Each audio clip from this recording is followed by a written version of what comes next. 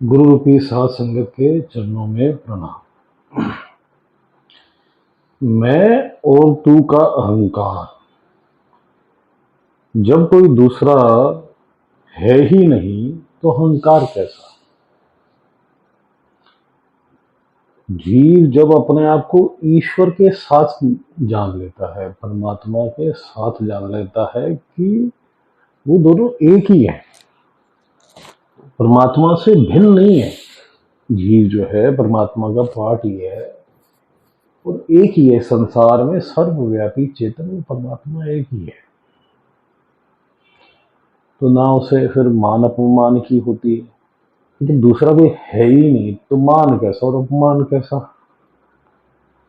और जब दूसरा कोई है ही नहीं तो अहंकार कैसे कि ये मेरा है, ये तेरा है। जब मेरा तेरा ही खत्म हो गया तो अहंकार कैसा। मेरा कुछ है ही नहीं। ये जो है ये तो इस सृष्टि के भ्रम है। जो कुछ भी दिख रहा है कि ये मकान दिख रहा है, ये बीज बच्चे दिख रहे हैं, धरती दिख रही है, ये आकाश दिख रहा है, ये जो नहीं दिख रहा सूक्ष्म जगत है, देवताओं की जगत है, स्वर्ग लोग कह लो, नर्क लोग कह लो, सूक्ष्म जगत कह लो, ये सब है ही नहीं, केवल परमात्मा। ये ऐसा विचित्र खेल है कि जब तक जीव जो है वो अपने वास्तविक स्वरूप को नहीं पहचान लेता। कौन सा वो वास्तविक स्वरूप कि वही है, केवल एक ही है, उसके अलावा कोई है ही नहीं, दूसरा कोई है ही नहीं। संसार में सब एक है, ये सब जो दिख रहे हैं ये एक है। अपने चेतन स्वरूप जो पूरा विस्तार में है उसको वह पहचान लेता है, और उसको पहचानने के बाद उसमें जो है मैं का अहंकार खत्म हो जाता है। जो ईगो है, हौमे जो है, ये समाप्त हो जाती है। ना ही फिर मान अपमान की बात है कि किसके आगे बढ़ाई और किसके आगे बुराई। ना ही फिर कोई झगड़ा शेष रहता है, किसी के पीछे झगड़ा करने की जरूरत नहीं है। ये मेरा मजहब, ये तेरा मजहब, ये सारे मजहब जो है वो परमात्मा में विलीन हो जाएंगे। ये अगर सृष्टि के प्रलय आने तक नहीं होंगे तो प्रलय आने के समय हो जाएंगे, तब तो सब विलीन ही हो जाएंगे ना। फिर नई उत्पत्ति होगी, नई तरह से सृजन होगा, फिर नए नए मजहब होंगे, चाहे इस नाम से निकले या दूसरे नाम से निकले, चाहे भाषा ऐसी हो या दूसरी हो, चाहे शक्लें ऐसी हों या दूसरी हों, चाहे यही पेड़ पौधे हों या थोड़े बहुत परिवर्तित हो जाए, चाहे यही जानवर पक्षी हों या परिवर्तित हो जाए। तो जब ये तो निरंतर प्रोसेस है, ये तो चलता ही रहता है, बार बार प्रलय होती है, बार बार सृजन होता है। और ये तो एक सृष्टि है, ऐसी तो करोड़ों सृष्टियां हैं। ये तो एक काल के अधीन है, ऐसे तो करोड़ों सिस्टम है। कहाँ तक जाओगे तुम, कुछ हो ही तुम्हारा विस्तार। इसका विस्तार मालिक का, अल्लाह का विस्तार। अल्लाह क्या है, अल्लाह का मतलब क्या है कि जिसे नापा ना जा सके, और उसको क्या कहते हैं, अनंत। हिंदी भाषा में क्या कहेंगे, अनंत। तो जो मालिक है, जो अमजब है, उसका कोई मजहब ही नहीं है। वही राम है जो कण कण में समाया हुआ है, वही गॉड है जो जनरेशन कर रहा है, ऑपरेशन कर रहा है, डिस्ट्रक्शन कर रहा है। और उसी को कह रहे हैं सब कि भाई राम कबीरा एक भय कोई ना सके पहचानो। कबीरदास जी कह रहे हैं, मंसूर कह रहा है अनल हक मैं ही खुदा हूं। जीसस भी इसी भाषा में कह रहे हैं कि भाई मैं हूं ही नहीं। कौन है, केवल खुदा है, केवल मालिक है, और मालिक के अतिरिक्त कुछ भी नहीं है। ये जो भ्रम काल ने फैलाया है, जो सृष्टि का राज दिया हुआ परमात्मा ने, उस भ्रम की वजह से अलग अलग दिख रहा है। ये दो हैं, ये मैं अलग हूं, आप अलग हो, ये अलग हो। तो अपने स्वरूप को पहचान, इस नींद से जाग। जीव क्या स्वप्न की नगरी में, ड्रीम वर्ल्ड में बैठा हुआ है। असल में जब वो जागेगा, जाग कौन सी अवस्था है निज धाम पहुंचने की, जीवन मुक्त होने की, परमात्मा के दर्शन करने की, जो अपने स्वप्न से जागेगा। ये स्वप्न में तो चल रहा है,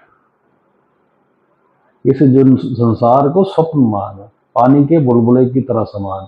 जैसे बुलबुला उठा और फट से फट गया और फिर वही सागर में समा गया, उसी प्रकार जीव है, उठा और पढ़ते ही सागर में समा गया। किस सागर में? आत्माओं का सागर परमात्मा में समा गया। और उसी दिशा में चल। जीव के हाथ में क्या? जीव के हाथ में कुछ भी नहीं है, सब मालिक के पास होता है। बस जीव के हाथ में है प्रथम। तू कोशिश कर मालिक के रास्ते में चलने की, तू कोशिश कर घट के भीतर जाके बैठने की। बाकी किसको छोड़ दे? मालिक पे। वे हम हाजिरी भरने जाते हैं, रोज जाते हैं जी, कोई मंदिर जाता है, कोई गुरुद्वारे जाता है, कोई गिरजाघर जाता है, कोई मस्जिद जाता है, नमाज पढ़ता है 5 घंटे। तो जो मालिक का दरबार है, जो तेरे मन के अंदर मंदिर है, तो वहां पे हाजिरी भर रोज की। तो एक बार भर, 5 बार भर, वो सारा दिन भरता रहे। तुझे प्रेम हो जाएगा तो फिर तो गिनती की जरूरत ही नहीं है, क्योंकि तुझे मिलेगा तो वो प्रेम से। और संसार से ध्यान तेरा हट जाएगा, जब उसमें लीन हो जाएगा तब तेरे को मिलेगा। तो जो मन के मंदिर में, जो सबसे बड़ा मंदिर है, जिसमें कोई मजहब की जरूरत नहीं, जिसमें किसी जाति की जरूरत नहीं, जिसमें किसी देश का ये नहीं पूछा जाता, कुछ नहीं पूछा जाता भाई कौन से वस्त्र पहन के तू बैठा है, नहा के बैठा है कि नहीं बैठा है, तू तूने बाल कटाए हुए हैं कि नहीं कटाए हुए, तूने बाल रखे हुए नहीं रखे, तूने लंबे किए हैं कि नहीं किए हुए, तूने क्या खाया भोजन, कुछ नहीं पूछा जाता। परमात्मा के दरबार में तू बैठ जाता है, ना कोई चढ़ावा चढ़ता, ना तुझे धूप धूप बत्ती जलानी है वहां पे, ना तुझे अगरबत्ती जलानी है, ना तुझे कोई जल चढ़ाना है। और क्या चढ़ाना? प्रेम। और पूर्ण गुरु और कामिल मुर्शद की बात पे अमल करना, उसे अमला दे होने बेड़े। किसी ने तेरी जात नहीं, कुछ नहीं। जो कामिल मुर्शिद से संसार में हो, तूने एक किसी को पकड़ लिया, या कोई अगर जीवित मिल जाए तो तुझे तेरी मौज हो गई। जो तुझे पहुंचा देगा, गीते भी पहुंचा देगा। और जो इस संसार में शरीर त्याग गए, वो कहीं गए भी नहीं है, वो भी भीतर है तेरे। जब तो अंदर के जगत में जाएगा तो वो मिल जाएंगे तेरी उंगल पकड़ने के लिए, उंगली पकड़ने के लिए। तो ये रास्ता बड़ा सुगम भी है और बड़ा मुश्किल भी है। उसके लिए सुगम है जिसने प्रेम की राह पकड़ ली, और जिसने जिद की राह पकड़ ली उसके लिए बड़ा मुश्किल है। इसके लिए तुझे निर्मल होना पड़ेगा, निर्मल। निर्मलता कैसे आएगी? प्रेम से आएगी, उसकी याद में डूबे रहने से आएगी। और सब में प्रेम, हर प्राणी में प्रेम, सब मजहबों में प्रेम, सब देशों से प्रेम। किसी से द्वेष नहीं, किसी से ईर्ष्या नहीं, किसी से वैर नहीं, किसी की क्रोध नहीं कर। कोशिश कर। आएंगे, शुरू में सब आएंगे, तुझे आगे तंग करेंगे, लेकिन तू मालिक से विनती कर कि है मालिक अपने प्रति प्रेम दे दे, अपने रास्ते पे चला दे, मुझे तू मिल जा, अपने दर्शन दे दे, तू ही राह दिखा दे। वो रस्तों का बादशाह है, उसके हुक्म से रास्ते अपने आप बन जाते हैं। उसके हुक्म से अपने आप कामिल मुर्शिद तेरे पास आ जाएगा, या तुझे ऐसे स्थान पे बुला लेगा, तुझे पता भी लगेगा कि अचानक कोइंसिडेंस, ये तो कामिल मुर्शिद मिल गया जी। तेरे मन के प्रश्नों को जो कोई नहीं जवाब दे सका होगा आज तक, उन सब का उत्तर तेरा कामिल मुर्शिद तुझे दे देगा। तो चल, अपने मन में ख्वाहिश पैदा कर कि मुझे मालिक से मिलना है, परमात्मा से मिलना है, मुझे इस जीवन मरण के चक्र से छूटना है। ये संसार जीवन मरण का चक्र नर्क समान है, ये बार बार पटकता है काल, बार बार दुख देता है। मुझे इस जन्म मरण के चक्कर से निकलना है, निज धाम पहुंचना है, मालिक के दरबार में पहुंचना है, सचखंड पहुंचना है, वहां से अनामी, अनामी से कुल मालिक, कुल मालिक के पास पहुंचना है। एक ही बात है, अनामी कुल मालिक। चल, इस रास्ते पे चल, परमात्मा की प्राप्ति के रास्ते पे चल, इच्छा पैदा कर परमात्मा को पाने की। अब हम मेडिटेशन की प्रैक्टिस करते हैं, निरंतर प्रयत्न करते हैं, आगे तो कृपा तो उसकी होगी, उसके हुक्म से होगा।